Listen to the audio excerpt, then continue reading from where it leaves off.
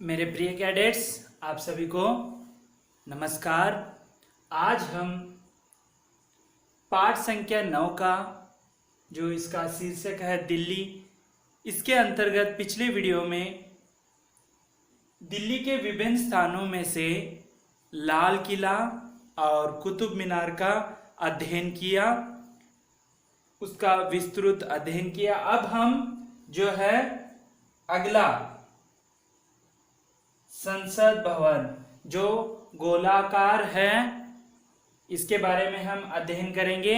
संसद भवन जो है, इसमें मुख्य रूप से दो प्रकार के जो है ऊपरी सदन और निचला सदन।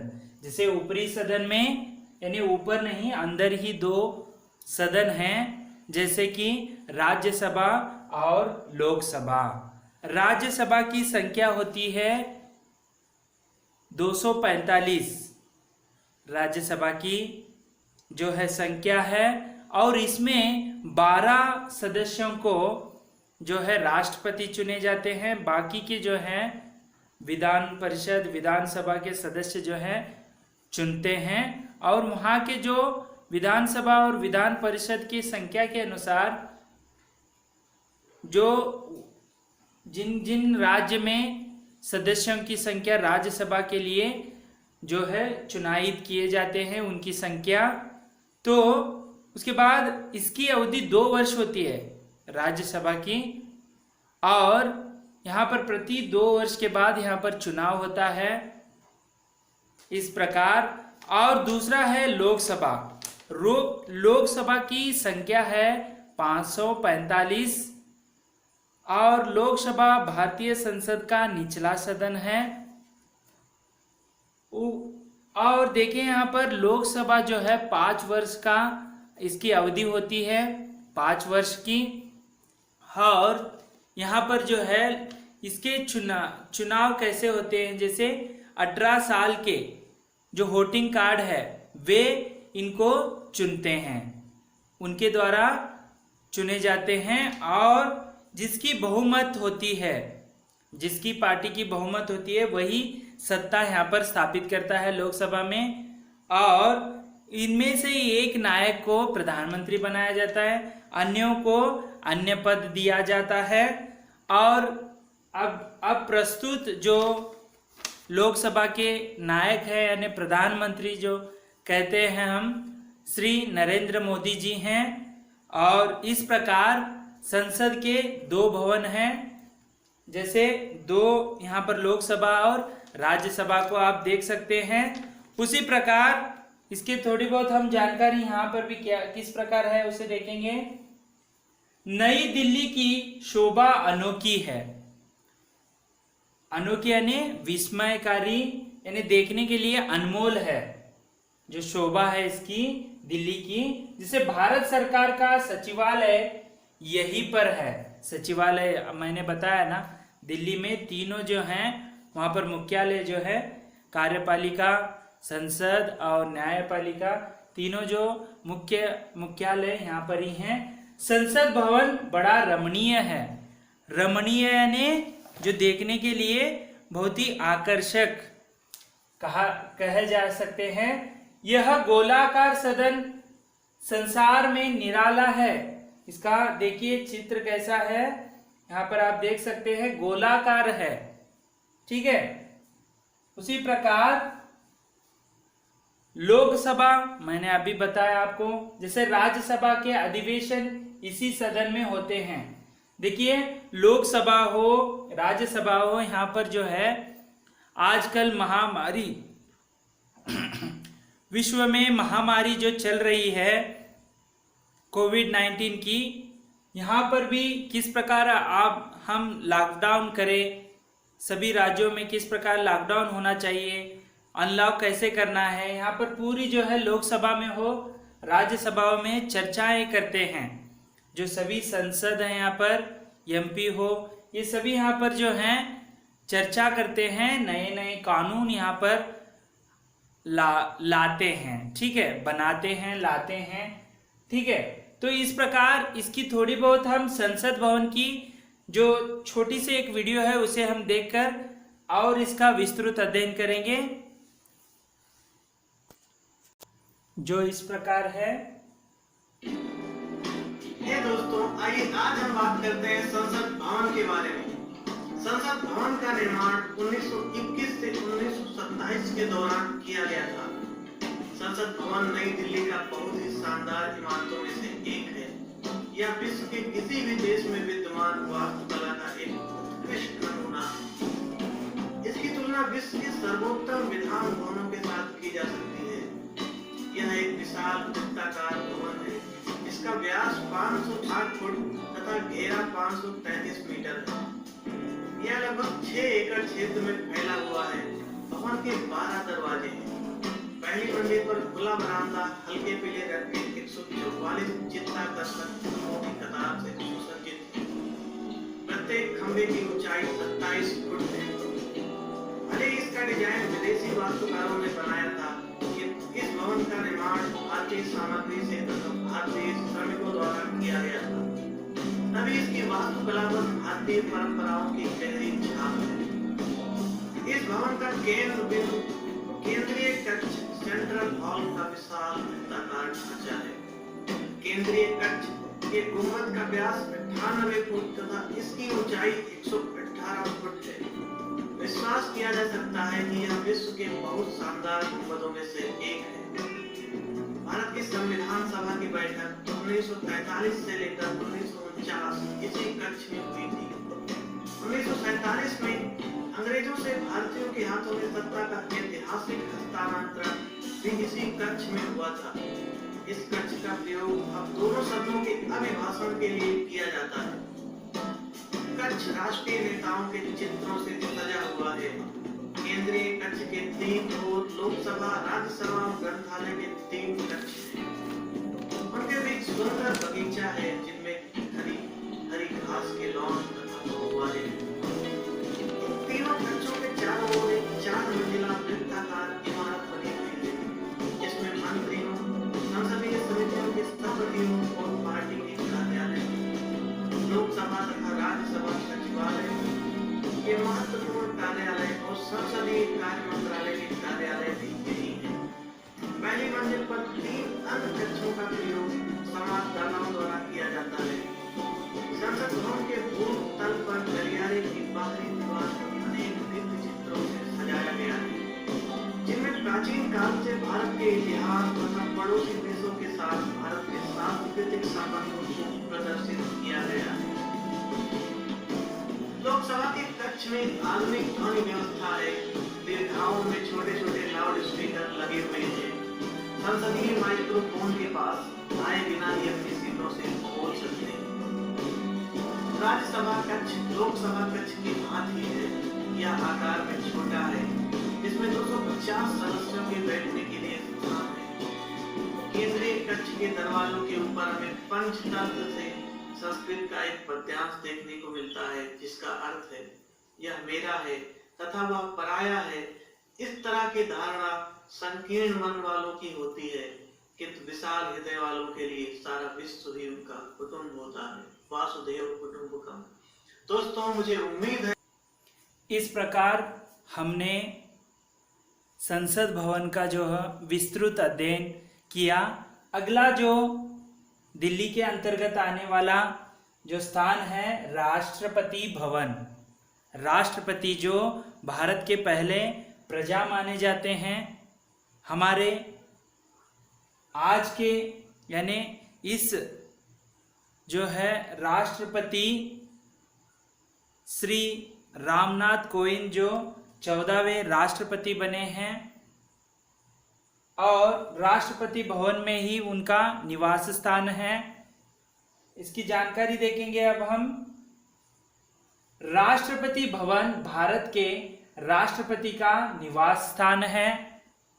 राष्ट्रपति देश विदेशों के अपने अतिथियों का आदर सत्कार यहीं पर करते हैं।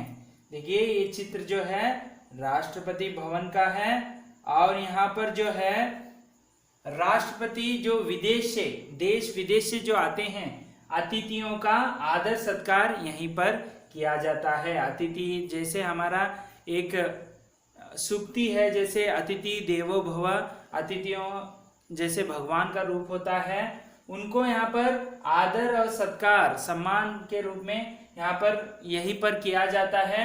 और ये भी आपको पता होगा, जो भी बड़े बड़े पुरस्कार हैं राष्ट्रपति द्वारा दिए जाते हैं, ये इसी भवन में आयोजित किया जाता है। देखिए, राष्ट्रपति का कार्यालय भी इसी भवन में है। राष्ट्रपति का जो कार्यालय है इसी भवन में है। इस भवन के एक और भाग में वस्तु संग्रहालय भी है। वस्तु संग्रहालय जो वहां पर संग्रह किए गए हैं, पुराने जो वस्तुएं हैं वहां पर संग्रह किए गए हैं। उसमें कई अमूल्य प्राचीन वस्तुओं का संग्रह है। देखिए, देखने लायक है राष्ट्रपति भवन। वहां पर वस्तु संग्रहालय भी जो है अमूल्य अत्यमूल्य जो है प्राचीन वस्तु वहां पर मिल जाते हैं। इस प्रकार जो राष्ट्रपति भवन है, इसका भी एक छोटा सा वीडियो मेरे पास है, उसे देखेंगे। और जो अंदरी जो भीतरी का जो किस प्रकार ये है और किस लिए जब राष्ट्रपति भवन को यहाँ ही क्यों बनाया, इसका इतिहास हम अभी जानेंगे इस वीडियो के जरिए। भूतकाल में मिलेगा तो भूतकाल कुछ यूं है कि अंग्रेजों के जमाने में भारत की राजधानी कलकत्ता हुआ करती थी, लेकिन अंग्रेज भारत की राजधानी कहीं और मध्य में शिफ्ट करना चाहते थे, जिससे संचालन आसानी से हो सके, और उस स्थान के लिए दिल्ली को चुना गया। उस वक्त कलकत्ता में भारत के ज्यादातर अमीर लोग रहते थे, लेकिन उसका कोई ऐतिहासिक महत्व दिल्ली जितना नहीं था। जबकि दिल्ली का दबदबा उस समय कलकत्ता जितना नहीं था, लेकिन वो भारत के मध्य में थी और सालों पहले भारत की ऐतिहासिक राजधानी हुआ करती थी। इसलिए दिल्ली को अंग्रेजों ने नई राजधानी के लिए चुना। तब लाल किले के चारों ओर मुगल समय का दिल्ली बसा हुआ था और मुगल साम्राज्य तो कब का खत्म हो चुका था। अंग्रेज चाहते तो उस पुरानी दिल्ली को भारत की राजधानी बना सकते थे, लेकिन अंग्रेजों को अपने लिए सेकंड हैंड राजधानी मंजूर नहीं थी और उसलिए वो अलग और आलीशान नई कैपिटल बनाना चाहते थे, जिसके चलते उन्होंने राष्ट्रपति भवन का निर्माण करवाया। राष्ट्रपति भवन को बनाने का कॉन्ट्रैक्ट इंग्लैंड के मशहूर आर्किटेक्ट एडविन लुटियंस को दिया गया। तब भारत विभाजन नहीं हुआ था और 43,31,000 स्क्वायर किलोमीटर वाले इतने बड़े देश के कैपिटल का आइकॉनिक सिंबल राष्ट्रपति भवन बनाने का ये चांस लुटियंस के लिए किसी बड़े अचीवमेंट से कम नहीं था। 15 अप्रैल 1912 को लुटियंस इंग्लैंड से भारत आए और राष्ट्रपति भवन के निर्माण का कार्य शुरू किया। ब्रिटेन के चक्रवर्ती साम्राज्य का सबसे बड़ा क्षेत्र भी उस समय भारत था, इसलिए भारत के इस कैपिटल के राष्ट्रपति भवन का निर्माण देखने वाले को जीवन भर याद रहे उस तरीके से बनाना था, जिसके लिए न्यूटन ने बहुत मेहनत की। वो भारत में अलग अलग जगह पर घुमा, कई तरह के पत्थरों का निरीक्षण किया। उसने गर्मी में, ठंडी में और मौसम के हर उस बदलाव को देखकर उस चुनिंदा पत्थर को राष्ट्रपति भवन के लिए नियुक्त किया। 5,000 से भी ज्यादा लोग इस काम में जुड़ गए, जिनमें से 3,000 तो पत्थर को काटने वाले थे। राष्ट्रपति भवन के निर्माण कार्य के शुरू होने के कुछ 1.5 साल बाद ही 1914 में पहला विश्व युद्ध शुरू हो गया, जो 1918 तक चला और उस वक्त के दरमियान भवन के निर्माण कार्य को रोकना पड़ा। लेकिन पहला विश्व युद्ध पूरा होने के बाद ही फिर से इस कार्य को शुरू कर दिया गया। निर्माण की कार्यवाही बहुत लंबे समय तक चली। कुल मिला के 17 साल बाद सन 1929 में राष्ट्रपति भवन बन के समाप्त हुआ। इस पूरे कार्य के लिए उस वक्त 11,53,000 पाउंड का खर्च हुआ। अगर आपके मन में ये प्रश्न है कि इस पूरे निर्माण कार्य के लिए इंग्लैंड के आर्किटेक्ट न्यूटन को कितना पैसा मिला, तो यूं तो अगर उसने जो कार्य किया था उसके मुताबिक उसको इस पूरे निर्माण खर्च का 10% हिस्सा मिलना चाहिए। लेकिन आपको ये जानकर हैरानी होगी कि जिस आर्किटेक्ट न्यूटन ने भवन के निर्माण के लिए अपने 17 साल दे दिए और उतने साल में उसका कई बार इंग्लैंड से भारत और भारत से इंग्लैंड रिपोर्टिंग के लिए आना जाना पड़ा और पूरी मेहनत और ईमानदारी के साथ जो निर्माण किया, उस पूरे कार्य के मिले उसको महज 5,000 पाउंड। उन्हें 17 सालों के 5,000 पाउंड को अगर महीनों में डिवाइड करो तो उसकी मंथली सैलरी कुछ 25 पाउंड भी कम हुई। इतनी कम मजदूरी के बावजूद भी ल्यूटियंस को कोई अफसोस नहीं हुआ, क्योंकि उसको ये बात की खुशी थी कि उसने कड़ी मेहनत से भारत के बेनमून और आलीशान राष्ट्रपति भवन का निर्माण किया है। आखिर 23 जनवरी 1931 को राष्ट्रपति भवन का ओपनिंग डे रखा गया, जहां पर बड़े भव्य उत्सव का आयोजन किया गया। देश विदेश से कई बड़े मेहमानों को बुलाया गया। वाइसरॉय लॉर्ड इरविन ने ये महफिल सजाई थी। इरविन के साथ कई सारे अंग्रेज अफसर भी मौजूद थे। इन सब में आर्किटेक्ट ल्यूटियंस भी था, लेकिन वो अकेला था। इरविन अपने अफसरों के साथ बातचीत में व्यस्त थे, तभी ल्यूटियंस भवन के बाहर निकल गया और गुलाबी पत्थरों को बड़ी नजाकत से चूम कर वहां से अलविदा हो गया। और वाइसरॉय इरविन को मिले बिना ही ल्यूटियंस हमेशा के लिए अपने देश इंग्लैंड चला गया। उसके बाद इरविन भले ही राष्ट्रपति भवन के रहने के लिए अभिमान करता रहा हो, लेकिन 16 साल बाद इस इमारत को स्वतंत्र भारत को हमेशा के लिए हैंडओवर करने का दिन आया, जो था 15 अगस्त 1947। आजादी से पहले भवन का नाम वाइसरॉय हाउस था और आजादी के बाद उसका नाम गवर्नमेंट हाउस कर दिया गया। आजादी के बाद भवन में वाइसरॉय के बदले गवर्नर जनरल रहा करते थे। सबसे पहले लॉर्ड माउंटबेटन और उसके बाद राजगोपालाचारी वहां पर रहे, लेकिन आजादी के लगभग 3 साल बाद भवन का नाम फिर से बदल के हमेशा के लिए राष्ट्रपति भवन रख दिया गया, जिसमें भारत के सबसे पहले राष्ट्रपति डॉक्टर राजेंद्र प्रसाद 26 जनवरी 1950 के दिन रहने के लिए गए। और इतने बड़े भवन के ठाठ को देखकर उस सीधे साधे राष्ट्रपति को आश्चर्य हुआ। आज उस आश्चर्य के साथ महासुख की अनुभूति विदेश से हमारे देश आए कई वीवीआईपी मेहमानों को मिल रही है, जिनका स्वागत राष्ट्रपति भवन के इस आलीशान महल में किया जाता है। दुनिया की सबसे बड़ी लोकशाही के रूपों को देखकर उसके राष्ट्रपति का निवास स्थान भी बेनमून होना चाहिए। दुनिया का सबसे महंगा और सबसे बड़ा ये राष्ट्रपति भवन इस मामले में बेजोड़ है। आज राष्ट्रपति भवन में 750 से भी ज्यादा लोग काम करते हैं। हमारे राष्ट्रपति भवन में आज कई उपहार संग्रहालय भी है, जिसमें बहुत सारी कीमती और एंटीक चीजों को रखा गया है। उनमें से एक 640 किलोग्राम की कुर्सी भी शामिल है, जो नकद चांदी की है। वहाँ पर कई सारी दुर्लभ पुस्तकें हैं, कई भारतीय ग्रंथ और बहुत सारी प्राचीन वस्तुएं हैं, जो आज भारत की धरोहर है। यहाँ पर आज हमारे राष्ट्रपति उन कमरों में नहीं रहते जहाँ पर पहले वाइसरॉय रहा करते थे, बल्कि उन कमरों में रहते हैं जो कमरे मेहमानों के लिए उपलब्ध थे। हर शनिवार की सुबह 10 बजे यहाँ चेंज ऑफ गार्ड समारोह आयोजित किया जाता है, जो आम जनता के लिए खुला होता है। इस समारोह को देखने के लिए आपको सिर्फ अपना पहचान पत्र साथ में रखना होता है। आज के लिए इतना ही, और अगर आप नए हैं तो हमारे चैनल इस प्रकार आज हमने जो है वीडियो के ज़रिए इसका इतिहास कैसे निर्माण हुआ, किस लिए निर्माण हुआ, इसका हमने अभी अभी वीडियो में देखा। तो राष्ट्रपति भवन जो है आज यहाँ पर राष्ट्रपति रहते हैं, उनका कार्यालय भी यहाँ पर बना हुआ है। विदेश से आए अतिथियों को यहाँ पर स्वागत किया जाता है, वस्तु संग्रहालय है। उसके साथ साथ यहाँ पर जो और एक बात है, जो जितने भी महान पुरस्कार हैं, जैसे खेल रत्न हो, जैसे पद्म भूषण, पद्म विभूषण, कुछ भी जो है यहाँ पर जितने भी पुरस्कार हैं, आदि पुरस्कार यहाँ पर राष्ट्रपति भवन में ही भव्य जो है अलंकृत करके उनको, जैसे सेना से संबंधित मेडल हो,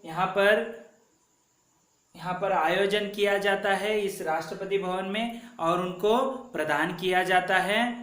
तो इस प्रकार आज हमने जो है एक तो संसद भवन, उसके साथ साथ राष्ट्रपति भवन का अध्ययन किया।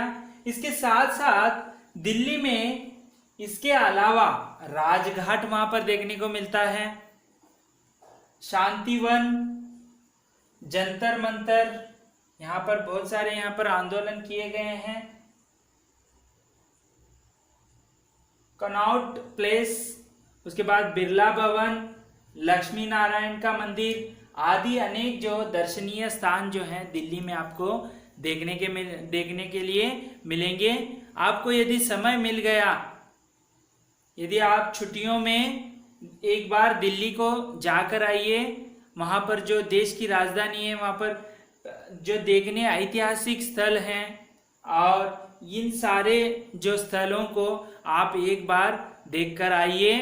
इस प्रकार जो है दिल्ली के जो विस्तृत अध्ययन में हमने एक तो लाल किला, दूसरा कुतुब मीनार, कैसे उसका निर्माण हुआ, किसने उसे निर्माण किया, उसके साथ साथ संसद भवन जो यहाँ पर राज्यसभा जो ऊपरी सदन है, लोकसभा जो निचला सदन है, उसका अध्ययन किया। उसके बाद हम जो अंतिम है राष्ट्रपति भवन, जो हमारे जो प्रस्तुत राष्ट्रपति श्री रामनाथ कोविंद 14वें राष्ट्रपति माने जाते, उनके भवन में क्या क्या कार्य होते हैं उससे आपने देखा।